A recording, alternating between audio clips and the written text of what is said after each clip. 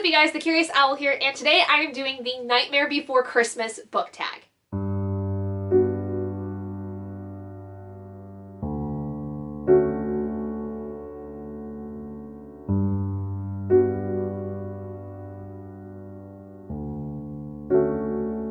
If y'all don't know, Nightmare Before Christmas is one of my most favorite movies. I am one of those people where I make it my entire personality when it comes to Nightmare Before Christmas because I love that movie so much. It has always been a childhood favorite of mine, and anything Nightmare Before Christmas I will usually get my hands on pretty quickly because it's just such a sweet movie. It's one of my favorite Tim Burton films of all time, and I love that this tag was created a few years ago by Vivi's Books. I think it is so much fun, and it's fairly short, so let's go ahead and get into the questions. So the first question is Sally, which is a character who loves someone a lot and gets them in the end. This one I have to go with one of my favorite characters, Claire Danvers from the Morganville Vampires. She falls in love so hard for a character named Shane, and by the end of the series, not only has him as her boyfriend, but then ends up marrying him at the end of the series. Throughout all of that, they go through so much as a couple and as individual people that it's just one of those stories where, like,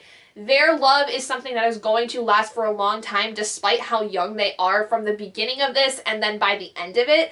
It's just something that I've always loved. It's one of my most favorite relationships out of any book. I love Claire and Shane so much. You guys have no idea. The next question is Jack, a character that longs for more. I think the most recent character I've read that really longs for more is Frances from the Countess of Harley Mysteries by Diane Freeman. It's a story where in the first book you learn that she's been a widow for a year, and when she gets to that year-long point, she decides to basically move house entirely, and you learn that she is loving her independence being a widow. You learn that also, though, that there's a lot of problems that she has with men in general, and especially being married because of what her first husband did leading up to his death. But throughout the entire series, you can tell that she has this longing for her independence that women in the late 19th century didn't really have. It was something where, like, it was very weird for a woman to not have a husband, especially somebody her age where she's, like, in her mid-20s, almost 30s, and has a daughter, and, like, especially after her husband dies, everyone is wondering if she's gonna end up marrying again and what is, you know, up with her money and all these things. And so, like, she does long for that independence, but you start to realize over the series that when she gets involved with this man that is her best friend's brother, George, that she also longs to have a relationship that is better than what her marriage was, because her marriage was not that great. And she kind of longs for that, like I said, independence, but also longs for a relationship that's going to actually treat her with the respect she deserves. Question 3 is Zero, and this is a sidekick character. Assuming this is kind of like your favorite sidekick of all time, which honestly, one of my favorite sidekicks has always been Lincoln from the Beautiful Creatures series by Cami Garcia and Margaret Stoll.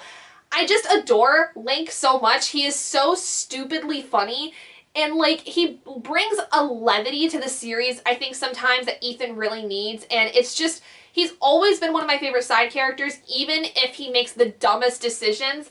And even though I didn't care for the spin-off series that he was involved in after the main story, I've always found a special place in my heart for that character. I think he's just absolutely adorable. Question 4 is Oogie Boogie, a book with a wicked villain. I don't know whether or not you would necessarily say that he's a villain, but he definitely is not a great guy. But I'm gonna go with Sadius from the Stormlight Archive. If you know, you know. But I don't know whether or not he's 100% a villain or if he's just a pretty awful human being.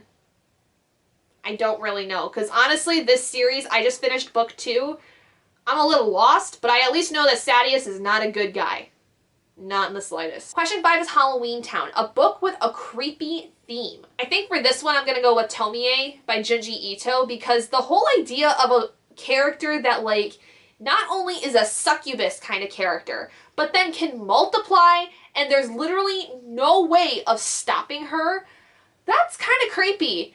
And, like, no matter how many times you try to get rid of her body and kill her at the cellular level, she keeps coming back. And I think that that by itself just talks about like the root of evil, where like there is always going to be something that is going to stick around. No matter how much evil you do cull from the world, it's always going to be there.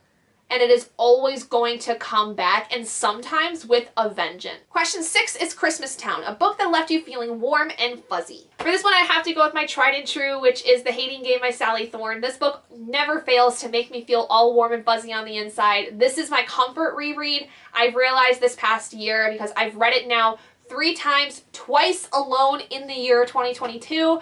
I just think that this has got to be something I am going to use as like a palate cleanser. I think it is definitely something where like when I feel the pull to read this, I have to read it immediately, even if it's just listening to the audiobook version, because like this story just makes me feel so many things, and it just makes me so happy every time I read it. The final question is, what's this? A book that took you by surprise.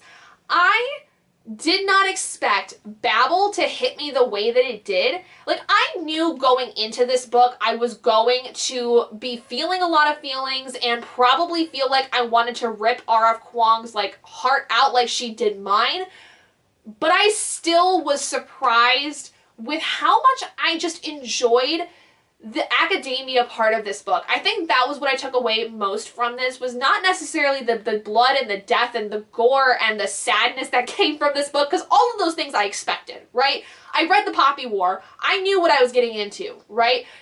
But this one, I think I was really surprised with the mystery aspects and the academia that there was involved in this. I think it was just the level of care and the amount of time that I feel that Rebecca put into this story that really took me by surprise, because I've known about this book since she was working on The Dragon Republic for the Poppy War. Like, she's been talking about this for literal years now.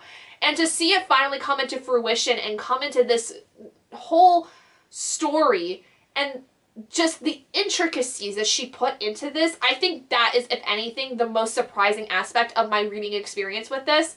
But again, is something that I think stands by itself as like just an amazing story. Like, seriously, go, if you're especially in English and especially a translation person, like that is your bread and butter, please go read this, because this is something that I think that a lot of English students, and especially a lot of students that are into translation work in any language, would be fascinated with, just from the translation aspect of it alone. But that is it for the Nightmare Before Christmas book tag. I will leave all of the questions for it down in the description for you guys. I'm not going to really tag anybody in this because I know there are a lot of Nightmare Before Christmas fans, and I'm sure that this is going to make its rounds again here very soon if it hasn't already on BookTube. So if you would like to do this though, please feel free to consider yourself tagged, and the questions will be in the description like I said. But thank you guys so much for joining me in this video. If you guys did enjoy it, please do give it a big thumbs up. And if you haven't already and you'd like to be and would like to see more content like this, go ahead and hit that button down below to subscribe to become an owlet in our flock. And I will see all of you guys in my next video. Bye guys!